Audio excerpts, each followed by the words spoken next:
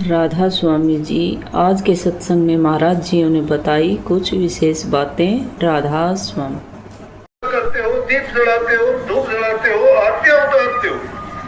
आप लोगों का भ्रम भी मैं देखता हूँ। समाधि बनाई है इसलिए बनाई है कि ताकि यादगार रहे। आप लोग सोचते हैं कि हम जाएंगे और गुनाह चाहे पाप कितने भी करते रहे वहां मत्था टेकेंगे और पार उतर जाएंगे। नहीं उतरोगे, धोखा है। संत मत ये शिक्षा नहीं देता, ये सिद्धांत नहीं है। मत्था झुकता है सम्मान के लिए, उस चीज को तो जानते ही नहीं। सम्मान तुम अपने माँ बाप का नहीं करते हो, पत्थरों पर मीटों पर जाके मत्था फोड़ लोगे तो भी कल्याण नहीं होगा। तुम्हारे वास्तव में जो देवता है वो तुम्हारे माँ बाप है, तुम्हारे सास ससुर है। उनके चरणों में मत्था टेको, उनके लिए तुम अच्छा करो, प्यार करो, उनकी सेवा करो। उनको दुख दर्द तकलीफ होती है, दवा दारू करो उनकी, वक्त पर उनको खाना पीना दो, प्यार से उनको बोलो, मीठा बोलो, तुम्हारा जीवन धन्य हो जाएगा। वो है इसलिए कहीं थोथा मंदिर भोग विलासा थोथी आन देव की आशा। तो फिर कहा कि सच्चाई क्या है? ये सारी चीज नाम अपने थोथी बता दी रविदास जी ने।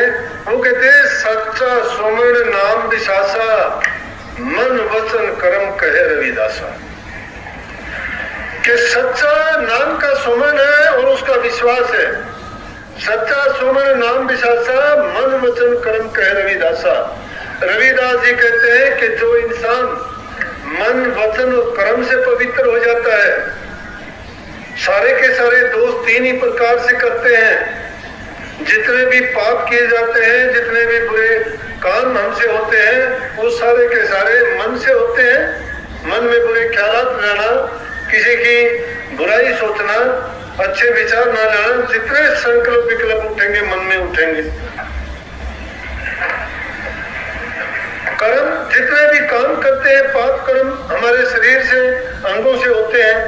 शरीर के अंगों से चोरी इससे करते हैं, हिंसा इससे करते हैं, दूसरे को दुख देने का काम इन्हीं से करते हैं, जितना भी पाप कर्म होते हैं। और मन से हो गए, वचन से हो गए। जबान से हम अच्छा नहीं बोलते, जबान की गोलियां चलाते हैं, तानेबाजी करते हैं, निंदा, चुगली, बुराई, जबान से दोष करते हैं। अगर हम इन दोषों से निकल जाएं तो तीनों प्रकार के हमारे कर्म बढ़िया हो जाते हैं। इसीलिए तुलसीदास जी ने कही, हमारे शास्त्रों ने कही कि ये चीज किस प्रकार से कि तन पवित्र सेवा किए, धन पवित्र किए दान, मन पवित्र हरि सिमरन से त्रिविध हो कल्याण। कि जीव के कल्याण के मुख्य करके तीन ही साधन हैं। जिनसे मन की पवित्रता नाम के सिमरन से होगी, उसका तरीका मैंने बता दिया। नाम का सिमरन है कि चाहे तुम बात भी करते रहोगे तो भी तुम्हारा सिमरन चलता रह सकता है, लेकिन जब तक उसको सिमरन को करते करते अपने मन के अंदर उसकी रसाई नहीं प्राप्त कर लोगे, इतना पुख्ता नहीं कर लोगे कि उठत बैठत सोवत उसी नाम को याद करो। संतों ने कहा, नानक साहब तो कहते हैं उठत बैठत सोवत जागत नाम के नानक सिद्ध भय किसके काम। अरे उसके सारे काम सिद्ध हो जाते हैं। जो उठते बैठते सोते जागते खाते पीते उसको याद करता है, उसको याद करते करते वो नाम रूप हो जाएगा। तुम उस हालात में जब हो जाओगे, तुम कभी किसी को बुरा बोल ही नहीं पाओगे, बुरा सोच ही नहीं पाओगे। ये बुराइयां कहाँ पैदा होती हैं? सारी की सारी चीज जिस प्रकार से पृथ्वी पर कोई भी चीज मुंह गाना चाहे सब पैदा हो जाती है, इसी प्रकार से मन रूपी धरातल पर हम जिस प्रकार के भी ख्यालात, विचार, जीवन जैसा बनाना चाहते हैं, वो सारे के सारे हमारे हृदय में उत्पन्न होते हैं। और पैदा करने वाली चीज क्या है? उनकी शुरुआत हमारी ज्ञान इंद्रियों से होती है, आंखों से, कानों से, नाक से, त्वचा से। ये हमारी ज्ञान इंद्रियां जो जो चीज का बाह्य ज्ञान लेती है, अंदर में उन चीजों को देती है।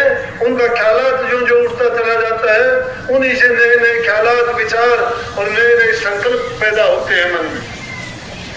इसीलिए आप कह देते हो कि दर्शन, शास्त्रों ने भी दर्शन दर्शन की महिमा कहते हैं कि दर्शन प्रसन्न मुख मंजन पाना कटे पाप के वेद पुराना, के दर्शन करने से जो ज्ञान इंद्रिय उस दर्शन का गुण है वो हमारे अंदर में जाके देंगे तो उसी प्रकार के ख्याल उत्पन्न होंगे। तुम किसी भी चीज का नाम लेते हो, उस चीज के गुण दोष, उसका स्वाद, उसका रस एकदम तुम्हारे हृदय रूपी भूमि पर तुम्हें उसी का आनंद, उसी का ख्याल और उसी का स्वाद दे देगा। सोच के देखो, किसी भी चीज को सोचते हो, एक प्यासा आदमी है वो ठंडे पानी की जब करता है, तुम किसी चीज की मिठाई का नाम लेते हो मुंह में पहले ही पानी आ जाता है। पानी तुम नहीं लेके आए, कहां से आया? कहने का मतलब है जो भी ख्यालात तुम अपने दिलो दिमाग में पैदा करते हो वो किसी और ने नहीं। और उन्हीं चीजों को बचाने के लिए संतों ने तो अपने जीवन, सूरदास जी ने अपनी आंखों में लोहे की सलाखें घोंप के अपने आप को अंधा कर लिया था। क्यों किया था अंधा? इसीलिए अंधा किया था कि उसकी आंखों ने दोष किया था। उसकी आंखों ने जो दोष किया, उसके ख्यालात को गंदा किया। एक सुंदरी को उसने कह दिया कि मुझे 2 सलाखें लाके दे दे। उसको पता नहीं था बेचारी को क्या करेगा, और वो लेके सूरदास ने दोनों आंखों में घोंप लिया। कहने लगी कि ये आपने क्या किया? उससे पहले सूरदास नहीं था, बोला कि इन आंखों ने वो काम किया है जो तेरे घर तक मुझे लेके आई। कि अगर ये आंखें नहीं होती, मैं तेरी सुंदरता को नहीं देखता, मेरे बुरे ख्यालात नहीं होते, ये मेरे जीवन को बिगाड़ने वाले थे, इसलिए मैंने इनका वो इलाज कर दिया है कि जो कभी भी ना होंगी। लेकिन संतों का ज्ञान ये, संत कहते हैं कि इन तीनों इंद्रियों को बंद लगाओ, जीते जी अपनी आंखों को बंद कर लो, फोड़ने की जरूरत नहीं है। आंख फोड़ लेने का मतलब है कोई बुरी चीज ना देखो। गांधी जी ने यही प्रसारित किया था कि अच्छे समाज के लिए ये है कि बुरा मत देखो, बुरा नहीं देखोगे, बुरे ख्यालात नहीं उपजेंगे दिल में, बुरे ख्यालात नहीं उपजेंगे, तुम्हारे कर्म इंद्रियों से बुरा कर्म नहीं करवाएंगे। जहां से जो ख्याल दिया वही चीज अंदर में से बढ़ के फैल के बल लेके बाहर आई और उसी शरीर के इंद्रियों से वही गलत काम करवा दिया। तो संतों ने कहा अपनी आंखों को, जबान को बंद रखो, आंखों को बंद रखो, कानों को बंद करो, बुरी चीज ना सुनो इनसे। सुनने का भी उतना ही है जितना देखने का है, बोलने का भी उतना ही है जितना सुनना और देखने का है। तो संतों ने बड़ी सोच समझ के बात कही कि जो तीनों बंद लगा लेता है वो उसको अनहद का शब्द सुनाई देता है, और उस शब्द में जो ध्वनि निकलती है उसको सुन के उसमें जो अमी की बूंद टपकती है वो रूह उसका पान करती है, और उसका पान करने से उसके कर्म भरम सभी नस जाते हैं और वो सदा के लिए अमर हो जाती है। उससे अमृत का पान करने से अमर होती है ये, और अमर जो हो जाती है उसको बार बार संसार में जन्म लेना नहीं पड़ता, बार बार दुनिया में नहीं आना पड़ता। तो रविदास जी आगे क्या, एक जगह पर वो कहते हैं कि काव्य और कैलाश में जिसको ढूंढन जा, रविदास प्यारा राम तो बैठा गटके मां। अरे जिसको तुम बाहर ढूंढने के लिए जाते हो, कैलाश में जाते हो और कहीं तीर्थों में जाते हो, काबे में जाते हो, मुसलमान काबे को जाते हैं, हिंदू मानसरोवर पे जाते हैं, सिख लोग अमृतसर के तालाब में ढूंढते हैं, बुद्ध और जैन धर्म वाले जिसको निर्वाण पद का नाम लेके और कहीं जाते हैं, सिख लोगों ने और कहीं भी गुरुद्वारों को बना रखा है, उनके नाम से कह रखा है, उनमें वो चीज नहीं है। रविदास जी तो कहते हैं मन चंगा तो कठौती में गंगा, कि अगर तुम्हारा मन अच्छा है, तुम्हारे विचार अच्छे हैं, तुम्हारे ख्यालात अच्छे हैं, तो कि जिसमें मैं चुट्टी काटता हूँ, चमड़ा डबोता हूँ, भिगोता हूँ, उसी में परमात्मा है। अगर तुम्हारे मन के ख्यालात अच्छे हैं तो तुम पलट के देखो, इस तुम्हारे अंदर में वो बैठा हुआ है, कहीं बाहर ढूंढने की जरूरत नहीं है। जिसको बाहर ढूंढते हो तुम्हारे अंदर में है, और उसको खोजने के लिए जरूरत है कि ये तीनों बंद लगा के जब अंदर में जाओगे, 10वें द्वार के रास्ते चलोगे। ये कहने की बात नहीं है, देखा देखी की बात नहीं है, कह दिया सुन लिया जबान से बकने की बात नहीं है।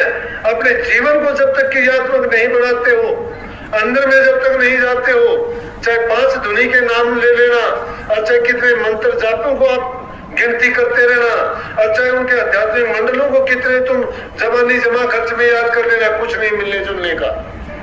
जो आपका आंतरिक अनुभव होगा, जब तुम्हारी रूह उन मंडलों में से होकर गुजरेगी, उस प्रकाश को देखते हुए जाएगी, उस शब्द को सुनेगी, फिर तुम्हारे अंतर के ख्यालात और विचार तुम्हें अपने आप बता देंगे कि तुम्हें इस जिंदगी में क्या मिला है। जो अंदर में जाता नहीं है, बाहर की झूठी बातें करता है, वो यम के खूंटे से बांधा जाएगा। यम के खूंटे से बांधा जाएगा, कभी 84 से नहीं बच सकता। क्यों नहीं बच सकता? कि उसके कर्म कटेंगे नहीं। जब तक कर्म नहीं धुलते हैं तब तक इस संसार में उसके कर्म ब्रॉड फॉरवर्ड होते रहेंगे और वो भोगने के लिए बार बार जन्म लेगा और मरेगा। इस जन्म मरण का चक्कर अगर छुटाना चाहते हो तो मैंने सबसे पहले कहा था कि अपने जीवन को अच्छा बढ़ाओ, सदाचारी बनो। अगर जिस प्रकार से गोरखनाथ ने कही ने कि ऊपर ते खा नीचे ते झरे, उसका गोरख क्या करे? क्या करेगा गुरु उसका? जो कहते तो जाते हैं लेकिन नीचे से झरते जाते हैं। छाछ जैसा स्वभाव जब तक नहीं बना लेते, छलनी मोड़ के मत आओ। संतों के पास जाओ तो अपने दिल के कपाट खोल के जाओ, खुले मस्तिष्क से जाओ, अपने कानों को उनके वचनों पर लगा के हृदय रूपी कमरे में उनको बंद करो और बंद करके फिर उनको धीरे धीरे सोचो कि उन्होंने जो कहा, उन्होंने जो बताया उस रास्ते पर चलो। और फिर कहते हैं कि फिर अगर तुम्हारा नुकसान होता है, तुम्हारा कल्याण नहीं होता, फिर संत उसके जमानती है। लेकिन यह ना कहना कि हम अपने संसार में जो जिसके कर्म है, जो प्रारब्ध कर्म लेके आया उसको भोगने पड़ेंगे। और कर्म भोगते हुए अगर कोई शिकायत कहता है मेरे साथ ऐसा क्यों होता है, तो ये उसकी भूल है। जब तुम इस खेल को समझ जाओगे, ये वस्तु, ये चीज आपकी समझ में आ जाएगी, तो ये तुम्हारे भरम निकालना ही है। वो भरम क्या है कि पिछले जन्मों के जो कर्म किए वो हमने किए। अभी मेरे पास एक गांव से ही आए थे बेचारे, जवान लड़की थी, उसके 2 लड़के थे, छोटा लड़का गुजर गया, उसका कुछ दिन का हो गया। तो कह रहे कि जी ये बताओ कि वो तो बीमार भी नहीं था, ये भी नहीं था, उसको कोई तकलीफ भी नहीं थी, और वो अचानक वो लड़का क्यों गुजर गया? अब क्यों गुजर गया? ये चीज है समझने वाली कि मैंने किसी का बुरा नहीं किया, मुझे तो क्यों देते हैं लोग? मैं सबका अच्छा चाहता हूं, लेकिन मेरा अच्छा क्यों नहीं चाहते लोग? मैंने किसी के साथ धोखा नहीं किया, मेरे साथ धोखा क्यों करते हैं लोग? अरे भाई, संसार की सीधी बात है, हम यहाँ कर्जदार हैं। उस लड़की को भी मैंने यही कहा, उसने जितना लेना था, जितना उसका संबंध था, जितना वो तेरा हिसाब था, अपना पूरा करके गया है। ये हमारी भूल है। हम तो कोयल के बच्चे के तरह से कोए बन के पीछे भागते हैं। कोयल जब अपने बच्चे देती है तो अपना अंडा जाके कोए के आलने में रख देती है, उसको वो नहीं संभालती। जो मादा कोए काग है वो संभालती है उसको, और जब बच्चे निकाल लेती है, बड़ा बच्चा होता है थोड़ा सा उड़ने लायक, फिर कोयल अपनी आवाज सुनाती है, उसके पीछे भागती है। कोई सोचते हैं कि हमारे बच्चे को लेके भाग रही हो, पीछे भागते, लेकिन वो नहीं आते। इस जीव भी संसार में इतना ही संबंध रखता है, जिसका जितना कर्जा लेना देना है वो पूरा करके जाएगा। हम किसी न किसी रूप में किसी के कर्जदार हैं। कोई बैल का कर्जदार, कोई गाय का कर्जदार है, कोई बेटा बेटी का है, कोई धी जमाई का है, कोई रिश्तेदार नातेदार का है। और जब उसका कर्जा पूरा हो जाता है वो अपना कर्जा लेके चला जाता है। हम कहते हैं ऐसा क्यों हुआ? अब ये चीज एक एक कैसे समझाई जाएगी? अरे कर्मबंदी संसार है, कर्मबंदी संसार में अपना अपना कर्म भोगने के लिए सब जीव आए। लेकिन जो संतों का जीव है और इस सच्चाई को जो समझ जाता है, वो सोचता है कि जिसका जो था उसका अपना काम, ये सिस्टम चलता रहता है, प्रकृति का नियम है, ये कुदरत का खेल है। हमें ये जानकारी नहीं है, ये जीव की भूल है। ये काल महाराज ने जब भक्ति करके जीव लिया था तो उसको ये बता दिया था कि जो भी जीव जिस योनि में भेजा जाएगा खुश रहेगा। जो भी इस जीव को अपने पीछे की योनि याद नहीं रहेगी कि मैंने क्यों कर्म किए।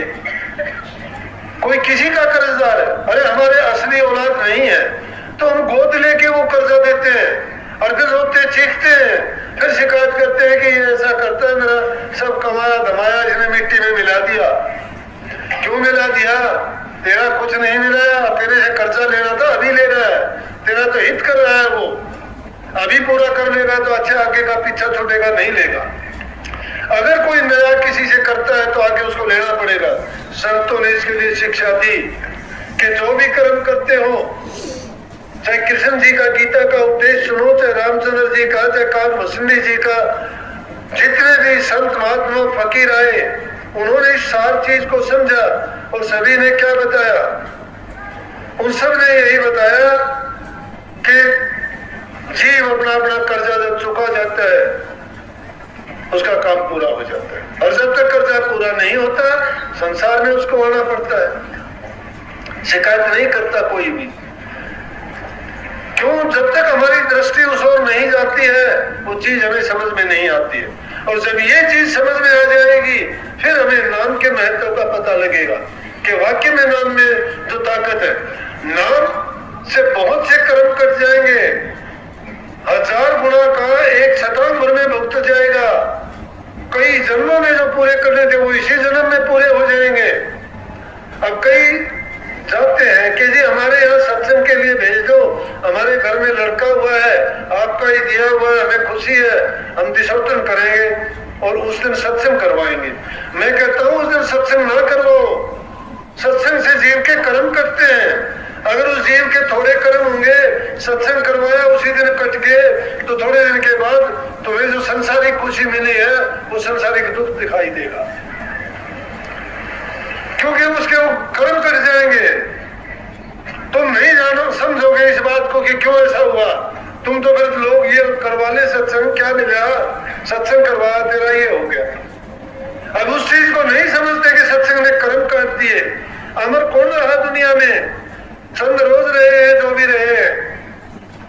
जीवन तो थोड़ा भला जो हरी सुमन हो, लाख वर्ष का जीवन कोटे धरने को थोड़ा जीवन भी है। अगर हरि की भक्ति करते हो, सिमरन करते हो, अच्छे काम करते हो, नेक काम करो अपने जीवन में। अगर तुमसे नाम जपा नहीं जाए, भक्ति नहीं हो सकती, तो कम से कम दूसरे जीवों पर दया करो, उपकार करो, दान करो। ये भी चीज तुम्हारी कल्याण कर देंगे। जब युधिष्ठिर से उसके 4 भाई मूर्छित हो गए तो एक सवाल ये भी पूछा गया था कि आदमी का मृत्यु के बाद में कोई भी चीज जब साथ नहीं रहती तो क्या चीज साथ जाती है? कहने लगे कि उसका किया हुआ दान साथ जाता है। बोला दान कौन सा साथ जाता है? बोला दान भी जब सुपात्र को किया हुआ वो साथ जाता है। कुपात्र को किया हुआ दान भी आदमी को बर्बाद करता है। तो दान भी कम चीज नहीं है। अगर तुम कुछ नहीं कर सकते दान पुण्य करो, भूखे नंगे गरीब की मदद करो, जरूरतमंद की मदद करो। और ये चीजें आप पे अपने मूल में शामिल करो। मूल जिसका खराब हो जाता है, मुझे याद नहीं है, लेकिन एक महात्मा था, बुढ़ापे का टाइम आया, पेड़ पौधों से बड़ा प्यार था, क्योंकि महात्मा लोग तो सब जीवों से प्यार करते हैं, लेकिन पेड़ पौधों से बड़े बड़े फूल लगा रखे थे, सुंदर सुंदर पेड़ थे। उसके शिष्य था, एक बार बीमार पड़ गया, शिष्य को इस चीज का ज्ञान नहीं था। कुछ दिन के बाद में वो गुरु तो कर नहीं पाया, वो फूल और वो मुरझाने लगे, तो कहने लगा कि भाई उन पेड़ों का, फूल पत्तों का ख्याल करना। बोला जी वो तो मुरझाए हुए हैं, पहले जैसे नहीं है। कह रहे उनको पानी पूनी देना था भाई। उन्हें क्या किया, लिया शिष्य ने और रोजाना उन पर पानी छिड़क देता, फूलों पर छिड़क देता, पत्तों पर छिड़क देता। छिड़कता रहा। कुछ दिन के बाद फिर बोला कि जी गुरुजी क्या बताऊं। बोला क्यों, क्या हाल है उन पेड़ पौधों का? बोला जी वो तो सब के सब मुरझा गए। बोला अरे मूर्ख, मुरझा क्यों गए? तूने उनको पानी नहीं दिया। बोला जी पानी मैं रोजाना उनको देता हूं। बोले ये तो हो नहीं सकता कि पानी अगर रोजाना देता तो पौधे मरते नहीं वो। बोला जी किसी से पूछ लो, मैं रोजाना उन पर रेत धूल साफ करता, उनके फूलों पर पत्तों पर पानी रोजाना छिड़काव करता था। बोले पत्तों पर, उन फूलों पर करता था, कभी उसके मूल को, जड़ को भी पानी दिया क्या? बोला उनको तो नहीं दिया। आपने पानी की कही ना, जब सारी की सारी चीज पत्ते, फूल, टहनी, शाखा मूल में होती हैं। अगर मूल को ही पानी नहीं दिया, ऊपर से कितनी पॉलिश कर, कितनी सजावट कर ले, कितना पानी दे ले, कितने खाद डाल, बर्बाद हो जाएगा। इसलिए प्रेमियों, हमारा मूल क्या है? जब तक हमारा मूल पारिवारिक जीवन सुखी नहीं है, हमारा आत्मिक शांति हमें नहीं है, मानसिक रूप से विक्षिप्त है, बुराइयां हैं हमें, तब तक कितनी भी ऊंची चीज, बाहर की चीज, बनावटी चीज, दुनियादारी की चीजें कितनी भी मात्रा में हो, वो हमें ना अच्छा बना सकती है और ना ही हमें सुखी जीवन जीने के लायक छोड़ सकती है।